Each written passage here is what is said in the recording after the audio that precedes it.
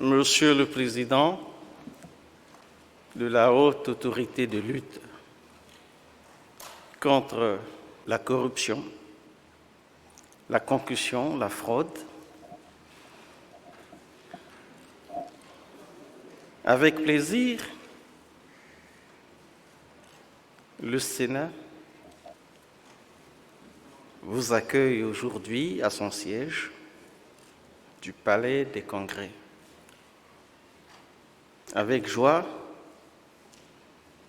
nous voulons vous entendre et c'est pour cela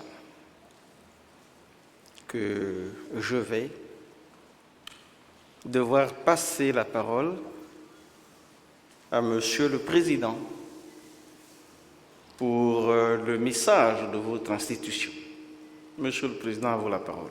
Vénérable Président, dans leur mission si noble, dont les résultats sont attendus à bras ouverts et avec espoir par tout le peuple congolais, nous pensons que l'heure a sonné pour aller à la négociation de la dotation d'un budget conséquent, un budget à la hauteur de sa mission.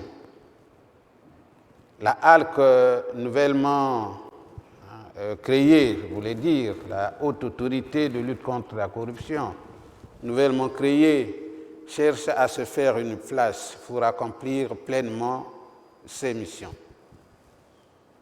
C'est la raison fondamentale qui nous a conduits aujourd'hui vers vous, vénérable Président du Sénat, étant donné que les deux parlements sont en pleine session budgétaire à l'heure actuelle. Et nous pensons que nous avons su où toquer et à quel moment toquer. Vénérable Président, vous êtes un doyen dans la gestion des affaires, des hommes, des institutions. Nous allons profiter aussi de ce passage pour prendre quelques conseils aussi très sages qui nous permettront de mener notre combat qui est attendu, je l'ai dit, par tout le peuple congolais aujourd'hui. Voilà, Vénérable Président, les points essentiels de notre présence dans vos locaux. Monsieur le Président, Monsieur le Secrétaire général, Messieurs et Madame, les chefs de département et chefs de division, Monsieur le directeur du cabinet, je dois, au nom du Sénat, vous saluer et vous présenter nos vives félicitations. Je dois aussi dire que le Sénat vous encourage à jouer le rôle qui est le vôtre.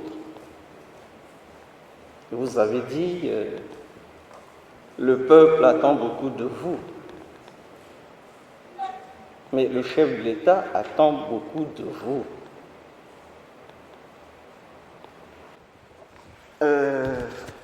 On se rappelle que le 30 décembre 2017, le chef de l'État, dans la salle des congrès du Palais des Congrès, devant le Parlement réuni en congrès, disait « Mes chers compatriotes, en parlant de la rupture en 2016, j'invitais à la dénonciation et à la cessation avec les antivaleurs, qui constituent un véritable frein à la marche vers le développement. Très vite, ce mot d'ordre a été tourné en dérision, même à des niveaux responsables. Aujourd'hui, rupture serait synonyme de crise. Près de 2 ans après l'énoncé de cette directive, je réitère mes propos pour dire que la rupture concerne la lutte contre les antivaleurs. C'est la primauté du droit et de la justice sur l'arbitraire et l'impunité. S'agissant particulièrement de votre institution, on est le 17 décembre 2019, lorsque, encore devant le Parlement réuni en congrès, le chef de l'État dit, avec l'adoption et la publication des lois relatives à la haute autorité de lutte contre la corruption, la concussion et la fraude, la déclaration du patrimoine à laquelle est désormais tenu tout citoyen élu ou nommé à une fonction publique lors de sa prise de fonction et à la cessation de celle-ci, et la transparence des finances publiques, notre pays vient de renforcer durablement son arsenal légal contre les antivaleurs. C'est désormais le meilleur gage de la volonté de traquer la corruption et un redoutable bouclier contre les méfaits et autres fléaux néfastes dont tout citoyen peut être rendu comptable et non seulement les dirigeants. Je m'arrête là. C'est dire que le peuple et le chef de l'État attendent beaucoup de votre institution. Il y a de cela quelques jours, nous recevions ici la Commission nationale de transparence et de responsabilité dans la gestion des finances publiques. Aujourd'hui, c'est la haute autorité de lutte contre la corruption, la concussion, la fraude et autres déviances. Vous avez dit attendre de nous quelques conseils. Notre meilleur conseil, c'est mettre en lumière la responsabilité qui est la vôtre. Dans le combat engagé et déclenché par le chef de l'État pour l'assainissement de notre environnement social, pour la lutte conséquente contre les antivaleurs et la rupture avec le passé, de sorte que le Congo soit véritablement engagé sur la voie du développement et sur la voie de sa construction véritable.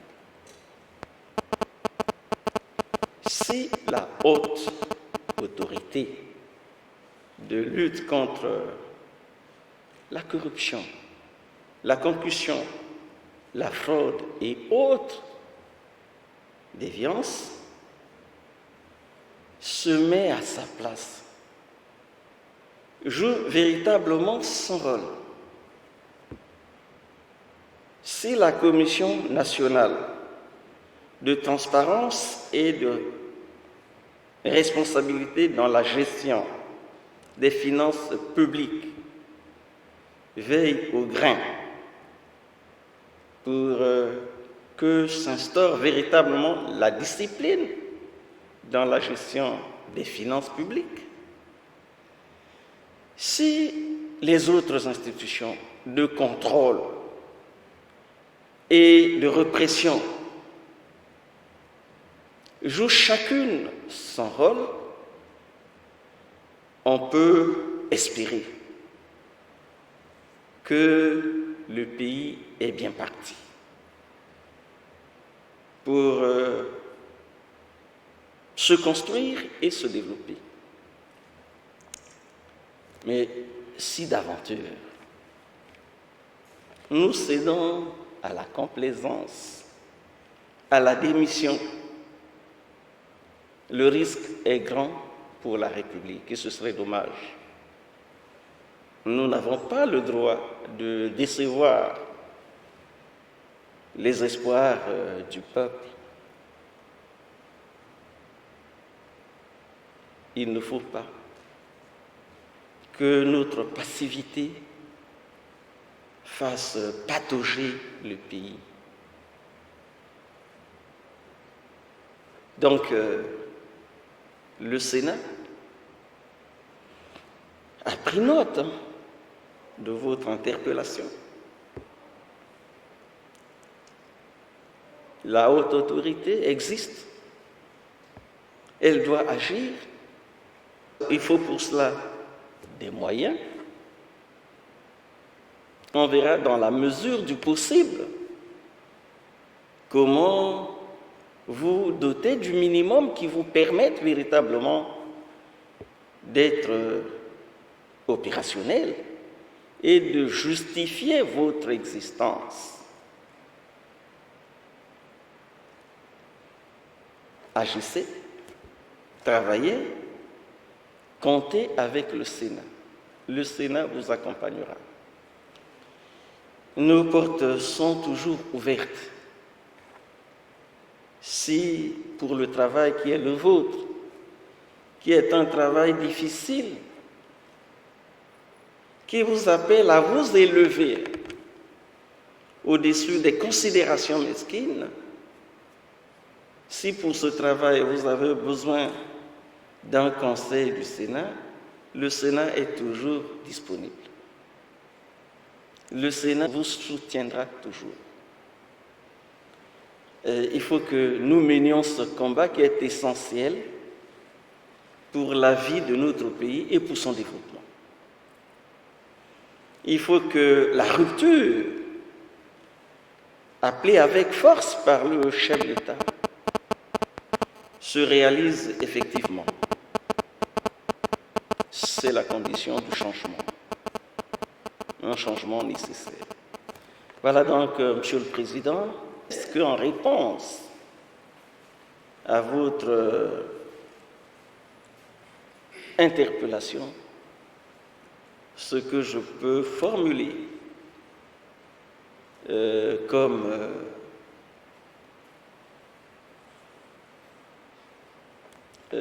réflexion au nom du Sénat.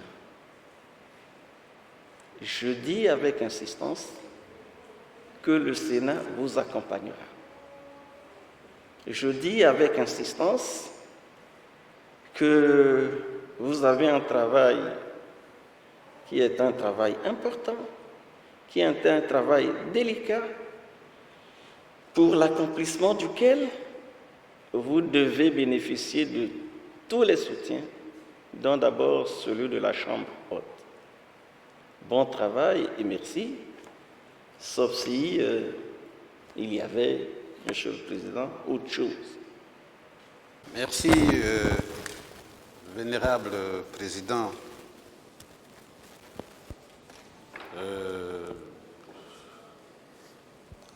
Nous avons bien l'envie de voir réellement la volonté politique s'exprimer pour nous mettre sur le terrain et nous permettre de fonctionner correctement. Je vais vous dire, vénérable Président, que nous sommes bien prêts pour aller au combat. La preuve, nous avions écrit à la Cour suprême pour demander qu'on programme tous les membres de notre institution sur la cérémonie de déclaration du patrimoine. Plus d'un mois nous attendons. Je crains, je ne dis encore rien, mais je crains quand même. Plus d'un mois nous attendons. Et nous sommes impatients. Nous voulons bien déclarer notre patrimoine pour donner comme un exemple aux autres. Donc, nous voulons bien aussi que la volonté politique puisse nous assister sur ce point. Nous étions avec l'ambassadeur de Chine au Congo, qui, lui, a pensé descendre dans nos locaux, dans nos installations.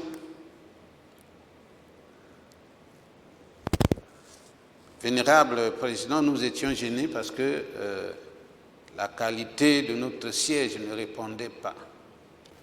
Je vais vous dire, Vénérable Président, qu'il ne va peut-être pas être le dernier à être reçu dans nos locaux. Une manière aussi de faire passer un message qu'il faut regarder aussi l'aspect du siège. Le siège ne répond pas à la hauteur de cette institution que nous animons aujourd'hui. Je voudrais aussi continuer pour dire que l'Union européenne s'organise avec tous les ambassadeurs, les représentants de ces pays basés à Brazzaville. Ils vont se réunir pour nous recevoir. Donc c'est pour dire que l'ouverture prend de l'ampleur et nous ne sommes pas là pour s'asseoir, pour nous asseoir. Nous sommes là pour travailler, nous sommes disposés. Alors, il va falloir qu'il y ait des conditions. Nous avons un slogan que nous avons lancé, que vous nous dotez de 1000 francs de budget. À la fin de cette année, nous devons renflouer dans les caisses de l'État 1000 francs fois 10. Ça, c'est notre slogan.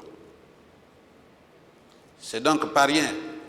Et vous n'aurez rien à regretter si une fois on dotait à la haute autorité un budget conséquent, un budget qui répondra aux attentes de nos missions. Je vais vous prendre un exemple. Il s'agit d'un voyage que j'ai réalisé au Cameroun. Comment ça se passe chez eux? J'ai posé la question de savoir quel budget avait-il pour l'année. Mes collègues m'ont aisément répondu qu'ils avaient 12 milliards l'année. Et ces 12 milliards sont déposés dans leur compte dès le début de chaque année.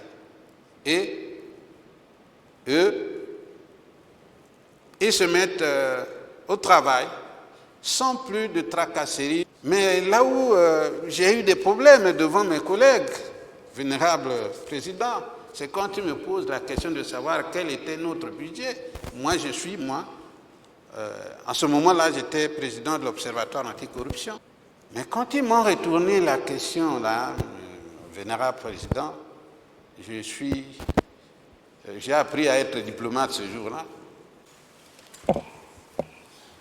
Monsieur le Président, je vais commencer par votre dernière préoccupation relative au budget. surtout en rapport avec le complexe que vous avez manifesté au Cameroun. Sur les questions de budget, chaque pays a sa réalité et donc sa pratique. Vous voyez, vous êtes venus là au Parlement. Dans certains pays, on dit le budget du Parlement est voté pour ordre. Ça veut dire que le Parlement fait l'évaluation de ses besoins et arrête le budget. Ce budget n'est pas soumis à une négociation quelconque. Le Parlement a arrêté son budget. Ce budget s'exécute. Et là où il y a suffisamment de ressources, c'est au début de l'année que le budget du Parlement est libéré, mis à la disposition du Parlement. Il n'est pas question de faire des négociations chaque fin de mois. Ça fonctionne comme ça dans certains pays. Mais nous connaissons la réalité de nos budgets. On ne peut pas attendre que ça se passe comme ça ici chez nous. Donc, ces questions-là, gérons-les avec réalisme, en tenant compte de la situation objective qui est la nôtre. Et ici, c'est beaucoup plus la volonté. C'est la volonté d'abord et les moyens ensuite. Et c'est sûr que si vous êtes déterminé, si vous vous imposez par votre travail, vous pourrez avoir plus que votre inscription budgétaire. Parce qu'on vous pousse à l'action. S'agissant de la volonté politique, je crois que on ne peut plus douter de la volonté politique. Dans mon propos introductif, j'ai commencé par la déclaration du chef d'État. Mais cette déclaration est faite le 16 avril 2016. C'était à l'occasion de la prestation de serment du chef de l'État après l'élection du 20 mars 2016.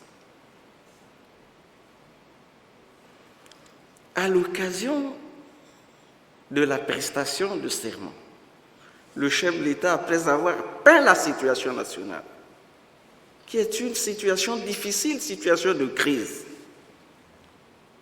crise due à notre dépendance, il a bien noté, de la ressource essentielle qu'est le pétrole. Et avec la chute du prix du baril de pétrole, notre budget qui repose essentiellement sur le pétrole est totalement désaxé et essoufflé.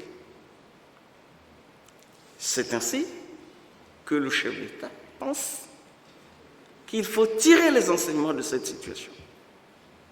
Tirer les enseignements de cette situation, c'est d'abord prendre l'option de la diversification de l'économie. Mais il dit ceci n'est pas suffisant. Il faut qu'une véritable action forte soit menée contre ceux qui gangrènent l'effort. Cela, c'est la corruption, la concussion, la fraude et autres déviances. Une véritable action qui engendre une vraie rupture. Et ça, il le dit en 2016. C'est le 16 avril 2016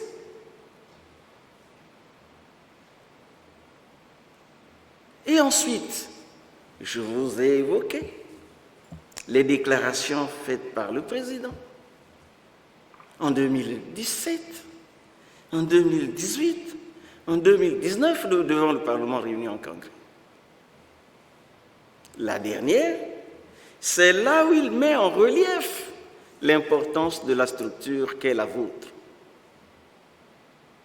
C'est dire que l'orientation est dégagée. Reste quoi? Reste l'action de ceux qui sont placés. Reste notre engagement. Reste notre efficacité. Et c'est pour cela que je dis, vous voulez travailler, travaillez. Vous voulez travailler, travaillez. Si les moyens manquent, on se battra dans la mesure du possible à assurer l'accompagnement qui convient pour que les actions nécessaires soient menées. Ne cédons pas à la passivité, ne cédons pas à la panique, évitons nous-mêmes d'être corrompus. Si on est né pour lutter contre la corruption, si on se fait corrompre, si on subit l'intimidation, c'est dommage. Donnez un sens à votre existence. Voilà, c'est peut-être ça, et je crois que c'est ça notre mot de fin. Bon travail. Merci.